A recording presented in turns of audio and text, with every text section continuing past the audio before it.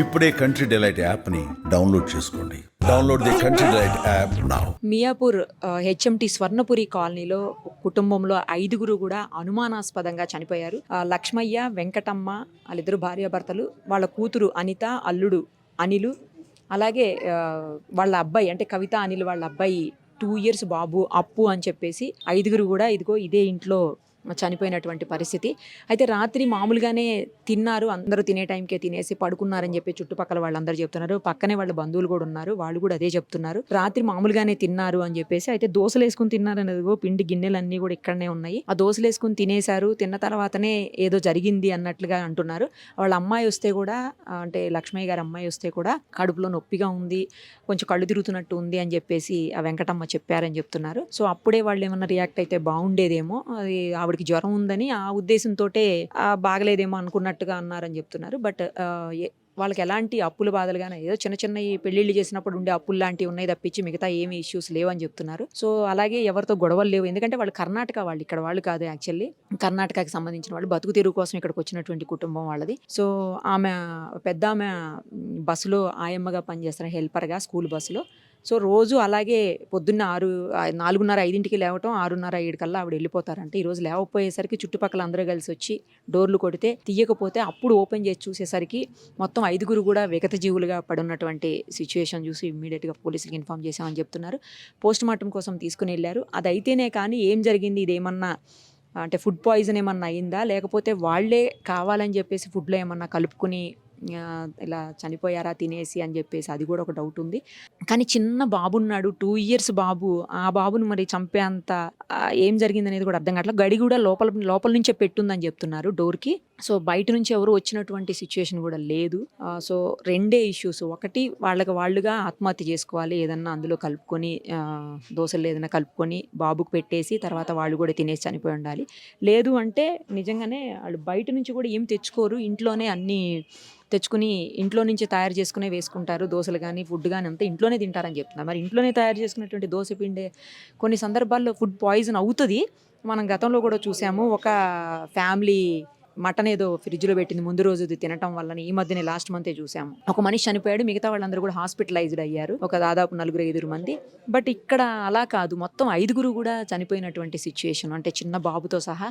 మరి ఏం జరిగిందనేది పోస్ట్ మార్టం రిపోర్ట్ వస్తేనే కానీ క్లియర్గా క్లారిటీగా తెలిసే అవకాశం ఉంది.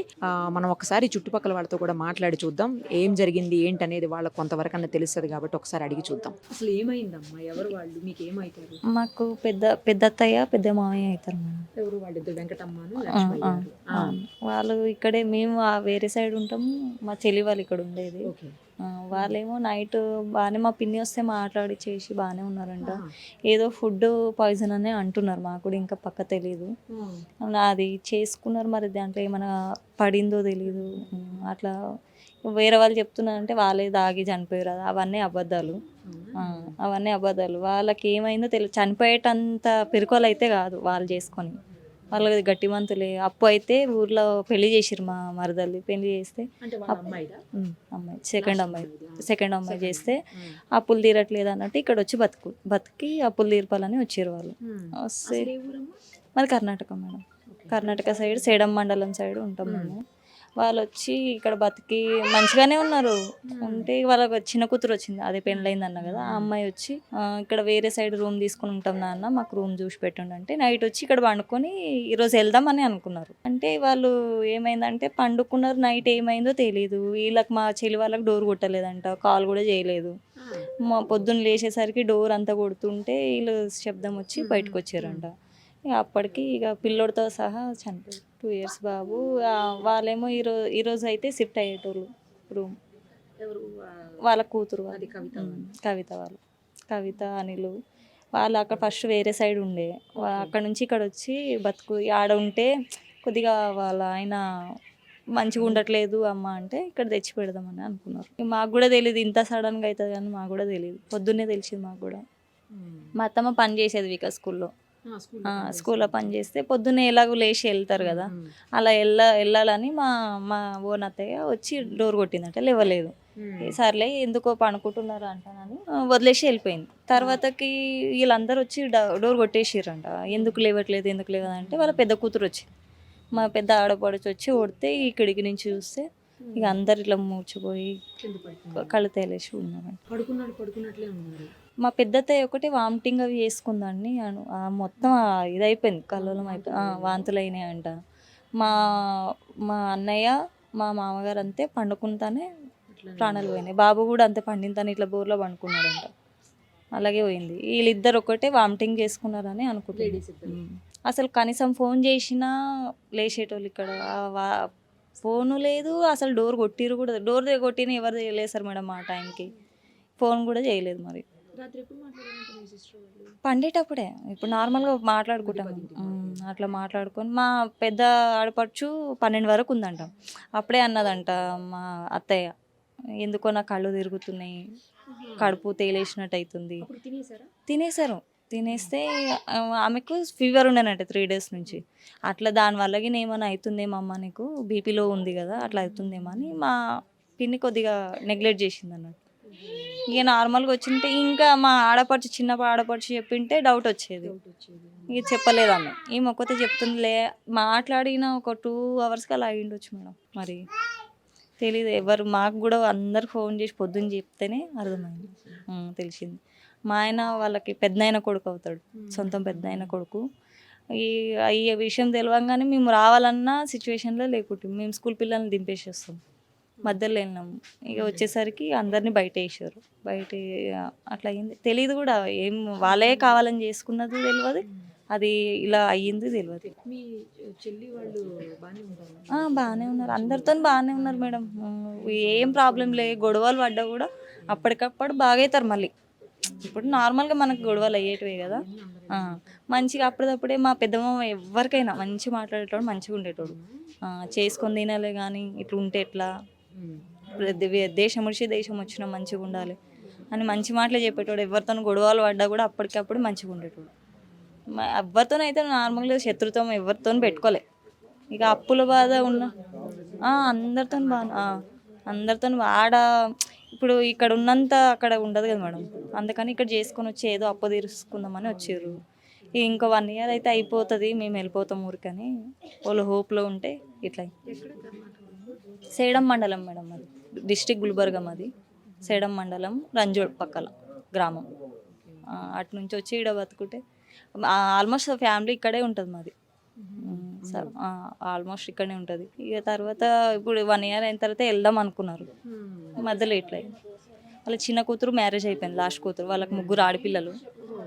పెద్ద అమ్మాయిది అయిపోయింది, ఈమె చనిపోయిన ఆమె సెకండ్ అమ్మాయి. థర్డ్ అమ్మాయి వచ్చింది ఇంతకుముందు. అబ్బాయి ఇంకా లేడు. అబ్బాయి వేరే సైడ్ కిరాయి వెళ్ళిండు, ఆటో నడుపుకుంటాడు. ఇక్కడే ఉంటాడు.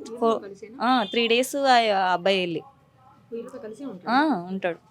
3 days అయింది వెళ్ళి, ఇంకా కాలేదు. చిన్నోడు రాలేదు. ఈరోజు వద్దామని బయలుదేరదామని అనుకున్నాడు. ఈరోజు సాయంత్రం వాడికి ఏదో ఫంక్షన్ ఉందంటే అక్కడ వెళ్ళాడు. ఈరోజు వెళ్దాం సాయంత్రం అని పొద్దున్న ఈ న్యూస్ని ఆల్రెడీ వస్తున్నాడంట. వికారాబాద్ విజయవాడలోనే ఉన్నాడంట. Compulsory madam. ఎవ్వరు లేవకుండా మా మామయ్య లేచి నీళ్ళు వచ్చిన నీళ్ళు ఎవరు వాళ్ళకి నింపి పెట్టి, మా చెల్లి వాళ్ళకు కూడా మస్తు హెల్ప్ చేసేటోడు, మస్తు అడిగేవాళ్ళు. లేవండి అమ్మా, మా చెల్లి కొద్దిగా లేచేది కాదు, పొద్దున లేపి మరి స్కూల్ టైం అవుతుంది, ఎల్లుండి అని. దేవుడు అనేటోడు చూడండి, పసివాడిని కూడా వదిలేనట్టు చేసుకుని. 2 years బాబు. అబ్బాయి, చిన్న అబ్బాయి. వాడే ఫస్ట్, వాళ్ళకి ఒకటే కొడుకు. ఇక చేసుకుందాం అనేసరికి వాళ్ళ ఆయన కొద్దిగా వెనకాల జర బాగాలేకుండే, పట్టించుకునేటోడు కాదు. ఇప్పుడు కొద్దిగా మంచిగా ఉండి ఫ్యామిలీని బాగా చూసుకుందాము అనేసరికి ఇట్లా అయిపోయింది. మేస్త్రి మేడం, అనిల్ మేస్త్రి. ఇవి ప్లాస్టర్ అవి చేస్తాడు ఆయన. ఏంటనే మా మరదలు కూడా వెళ్ళేది పనికి, ఇద్దరు వెళ్ళి చేసుకునేటోళ్ళు. స్కూల్లో చేస్తుంది. ఇక లేబర్ పని ఉంటే చేసేటోళ్ళు, లేకపోతే ఆయన కొద్ది కాలు బాగాలేకుండే. ఇక ఏదో చెయ్యదన్నా కూడా నేను కూర్చుంటే ఎట్లా, చేసుకుంటే మంచిది కదా అని లేబర్ పని చేసుకునేటోడు. అయినప్పుడు వెళ్ళేటోడు, లేకపోతే ఇంట్లో ఉండేటోడు. ఈడ మాత్రం అందరికి మంచివాడే మేడం, ఏది ఇబ్బంది లేదు. మా మామయ్య వాళ్ళ దాంట్లో అయితే ఈయన బెస్ట్, మంచివాడు, చాలా మంచివాడు. మా మామ సొంత మామయ్య అయితే చిన్నప్పుడే చనిపోయాడు. ఇక సెకండ్ ఈయన ఇంట ఉన్న అయినా చనిపోయాడు 6 months బ్యాక్. ఈయన లాస్ట్ 62 ఉంటుంది. ఆవిడకి 54-55 ఉంటుంది. కవిత 24, హస్బెండ్కి 33 ఉంటుంది. వాళ్ళ అత్త వాళ్ళతోని పడలేక వచ్చి ఇక్కడ చేసుకుందామంటే దేవుడు అనేటు కనుక అక్కడ అనంతపూర్లో ఉంటాడు. ఆంధ్ర అంటే కర్ణాటక బౌండరీ గ్రామం. అక్కడ ఉంటారు వాళ్ళు. ఆడ ఉంటే ఉట్టిగా చేయట్లేదు, ఏం లేదు, ఎంత పని ఉంటుంది వద్దు అనేసి మా అత్త వాళ్ళు పిలిపించారు అన్నట్టు. పిలిపించి చేపిస్తే నైట్ పడుకున్నారు. పొద్దున్నే 4 గంటలకు లేస్తారు. డైలీ రొటీన్ అది. డైలీ లేస్తారు. ఈరోజు లేవకపోయేసరికి మేము తలుపులు కొట్టినాం. తలుపులు కొట్టేసరికి రావట్లేదు. ఇంకా వాళ్ళ పెద్ద అమ్మాయికి ఫోన్ చేసి పిలిపిస్తే వచ్చి తలుపు ఇడగొట్టేశారు. తలుపు ఇడగొట్టేస్తే 5 మంది పాపం బయట వేసుకున్నారు. ఇక అది ఎట్లా జరిగిందో మనకు తెలీదు. మరి నైట్ తిని పడుకున్న వాళ్ళు అట్లనే పడుకొని ఉన్నట్టున్నారు. అయితే ఇంకా అంతే మాకు తెలిసిన వరకు. మార్నింగ్ 6 నుంచి లేపుతున్నాం మేము. వాళ్ళతో పాటు పనికి వెళ్ళేటోళ్ళు అయితే 5:30 నుంచే లేపుతున్నారు. ఆవిడ బస్కి వెళ్తుంది. ఆవిడ బస్సులో హెల్పర్గా స్కూల్ బస్లో ఆయమ్మకి వెళ్తుంది. ఈ పక్కన ఆమెతోనూ ఇద్దరు ఒకటే దగ్గర వెళ్తారనమాట పనికి. ఇద్దరు రోజు కలిసి వెళ్తారు. ఈరోజు ఆమె రెడీ అయిపోయి ఈమె ఇంకా లేవ్వలేదు. పిలిచారు, లేవ్వలేదు, తలుపు కొట్టారు. ఇక వాళ్ళు టైం అవుతుందని వెళ్ళండి మీరు చూడండి కొంచెం అంటే మేము అప్పటి నుంచి తలుపు కొడుతూ ఉన్నాం. 7 వరకు చూసి వాళ్ళ అమ్మాయిని పిలిచి తలుపు ఇరగొట్టండి మీరు. మరి ఇప్పటి వరకు ఒక్కళ్ళంటే సపోర్ట్ చేయాలి, 5గురు కదా, ఎవరో ఒకళ్ళు సపోర్ట్ చేయాలి కదా, మీరు తలుపు తీయండి ఇరగొట్టండి అంటే ఇరగొట్టేసరికి అందరు పడుకొనే ఉన్నారు. ఫ్యామిలీ లోపల ఉంటాయి కొన్ని ప్రాబ్లమ్స్, అన్నీ క్యాజువల్ ప్రాబ్లమ్స్. కానీ వాళ్ళు ఇట్లా చేసుకునే వాళ్ళు కాదు. సంథింగ్ మంచిగానే ఉంటారు. అందరు బాగానే ఉంటారు. పొద్దున్న లేవగానే రొటీన్ లైఫ్. ఇంత సడన్గా ఇట్లా అవుతుందని అనుకోలేదు అసలు. వాళ్ళు చేసుకోరు కూడా, ఇట్లా చేసుకునే వాళ్ళు కారు. ఫైనాన్షియల్ ఇష్యూస్ అసలు ఏమన్నా ఎప్పుడైనా చెప్తుంటారా మీతో? మాతో చెప్పుకోరు. ఏది కట్టుకోవాలి అది కట్టుకోవాలి అని ఉంటాయి అందరికి. మాకు ఉన్నాయి, వాళ్ళకు ఉన్నాయి, అందరికీ ఉన్నాయి. కాకపోతే ఇట్లా చిన్న వీటికి ప్రాణాలు తీసుకునే టైప్ కాదు. అంత ఈజీగా చేసుకోరు. చేసుకుంటే ఒకళ్ళు ఇద్దరు చేసుకుంటారు కానీ 5 మంది చిన్నపిల్లోడికి చేస్తారా? చేయరు కదా. ఏమో అది ఓపెన్ చేస్తేనే తెలిసింది దోశలు వేసుకున్నారని. నైట్ దోశలు వేసుకొని పడుకున్నట్టున్నారు తిని. మరి ఆ దోశ పిండియే తెలవాలి. లోపల తలుపేసింది.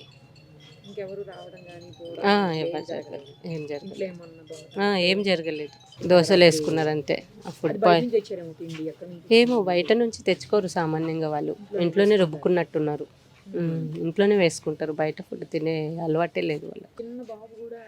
అదే అసలుకి చాలా విచిత్రంగా ఉంది.